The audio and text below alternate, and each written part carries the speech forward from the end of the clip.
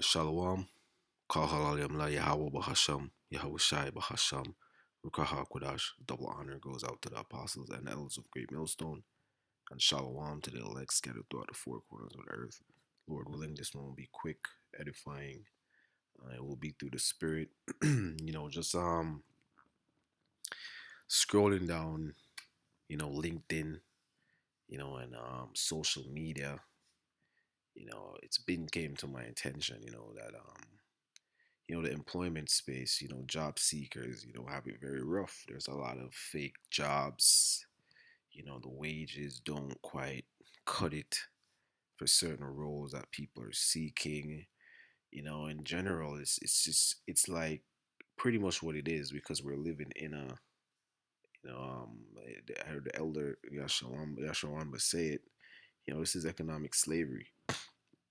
People are fighting to work for the best slave master, plantation owner, who's offering the best wage.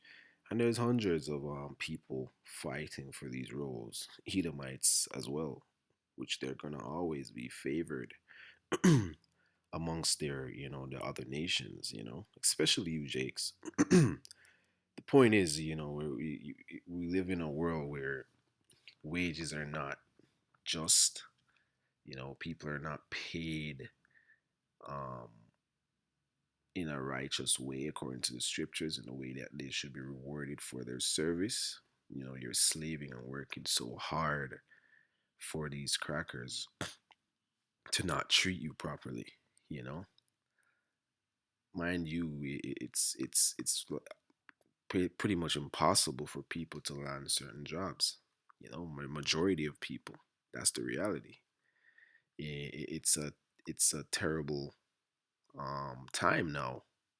A lot of experienced people with high skills, high level skills have been laid off looking for jobs, and you have new entry level people looking for jobs. Like it's a mess, and it's only that way because of the man that is ruling Esau Edom. He's a base man. He's a very selfish individual, right? He loves to oppress. He doesn't do things according to righteousness and an order. He's a very unfair, unbalanced being, his nation on a whole, and unrealistic. But the thing is, it's this is not living to be fighting to work for the best slave master in this economic slave um, market because you're not treated how you're supposed to be treated. You're not treated how the scriptures or Yahweh Shemosha intended or ordained things to be. Nonetheless, we're living in a time of judgment. We're living in a time where the wicked is ruling. So my point is, it's nothing to really stress about. Is it unfortunate? Yes.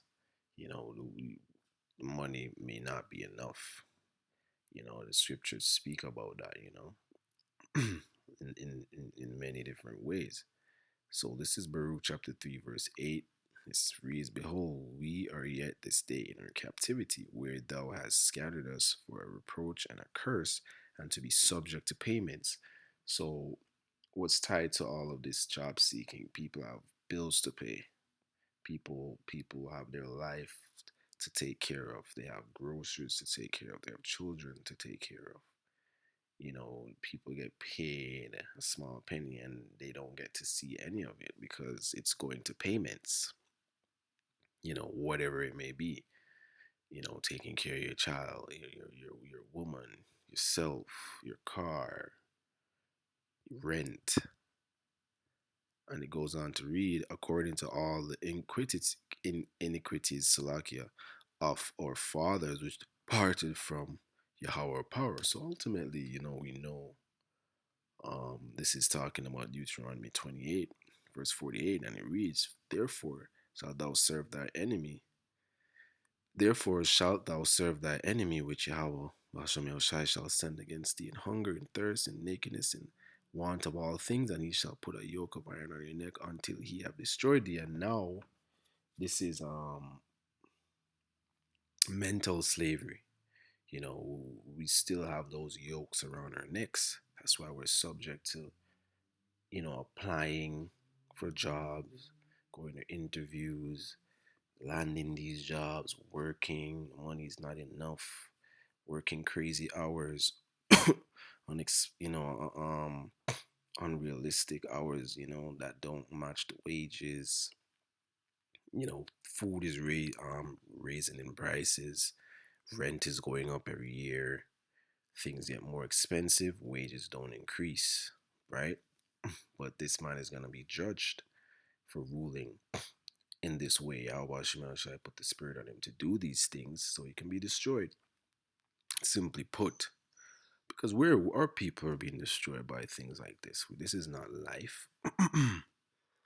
Right? And again, I'm reading this part and it says, in want of all things, he shall put a yoke of iron upon thy neck until he have destroyed thee, and he has successfully destroyed you, you Jakes, right? So this is Haggai chapter 1, verse 6, and it says, ye have sown much, and bring in little. Ye eat, but ye have not enough. And that's what I was going into. You drink, but ye are not filled with drink. He clothe you, but there is none warm. And he that earneth wages to put it into a bag with holes, right? You put money in a bag with holes, it falls out. You have no clue where it went. It's all over the place. It's all over the place. It's being paid, paid insurance, rent, children, whatever it may go, it's just gone. It says, thus said Yahweh Shem Yahshua of hosts, consider your ways.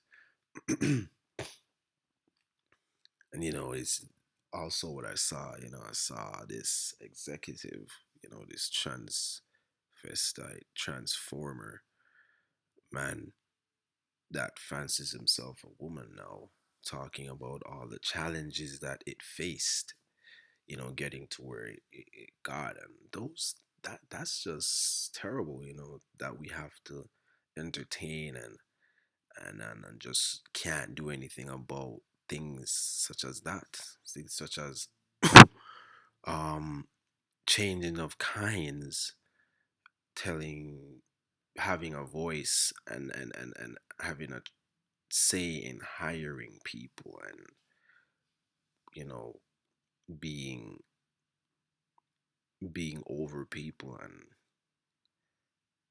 having a say in how much they get paid, if they're hired or not, and shit like that. It's very, very, very terrible.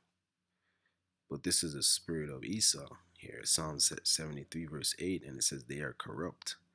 They're the most corrupt nation on earth and speak wickedly concerning oppression. They love to oppress you people. That's the spirit that Yahweh Shemashah has put on them to punish you. That's the next side of it. They speak loftily. They set their mouths against heaven and their tongue walketh through the earth. Yeah, they speak against Yahweh Shemashah.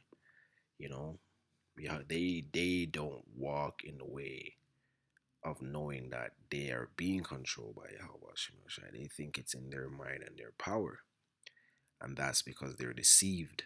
You see what else I have here? So this is James chapter 5 verse 1. Go to now, ye rich men, weep and howl, for your miseries shall come upon you. And that's you so-called um, Caucasian, you so-called white people, white white men, women, and child. You Edomites, that's your the correct name. You're descendants of Esau. You're Edomites. There's no such thing as white people. You cannot be a color. Color is not a race, and you're definitely not white. White means pure and holy, clean, and you're contrary to that. Your riches are corrupted, right? Because the way that Yahweh Shimei Shai made you obtain your riches is through corruption, right? And your garments are moth eaten. I'll say this, you so-called Negroes, Hispanics, Native Americans that have received your consolation in this time. This also applies to you as well, because you hold some type of power as well through Esau Edom, and you follow in his footsteps, and you deal with people in the same way. And verse 3 says, your gold and silver is cankered, and the rust of them shall be witness against you, and shall eat your flesh as it were fine. Ye have heaped treasures together for the last days.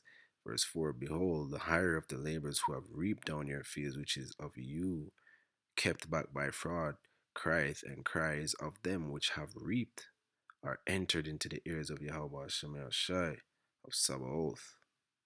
Right. So you're gonna answer to your unjust ways, you know, the way you have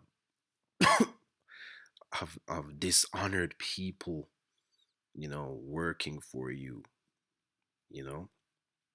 Verse 5, ye have lived in pleasure on the earth, and have been wanton, ye have nourished your hearts as in the day of slaughter.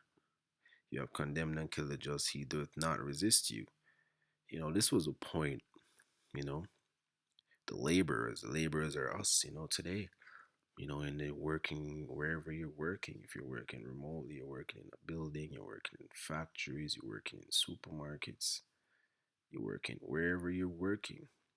You know, this Edomite structure that he has on the earth today is it destroys us. That's why we're subject to all of these prophecies. Haggai 1 and 6, Deuteronomy 28, all of those things are according to the prophecies, things that are written. And that's why we need a change. We need deliverance. Our people, there's only one nation on the planet Earth that really needs deliverance and salvation, and that's you so-called Negroes, West Indians, you Hispanics, you Mexicans, you Colombians, you Brazilians, you Ecuadorians, you Venezuelans, you Native Americans, scattered Israelite that suffer these curses, looking like the heathen, talking like the heathen. But all of these things are subject to you as well. We're the only people on earth that need deliverance because, of course, it's not perfect because we don't live. Esau does not live in perfection or strive for perfection. He doesn't live in righteousness. That's what I mean by perfection, because righteousness is perfection. He does not have that spirit. So things are going to be unbalanced. You're not going to be, the money you get for work won't be enough. And of course, we don't want to have this great world in this time. No, we are good with just enough to get by. However,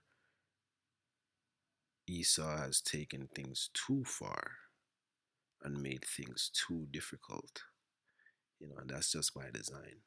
Shalom.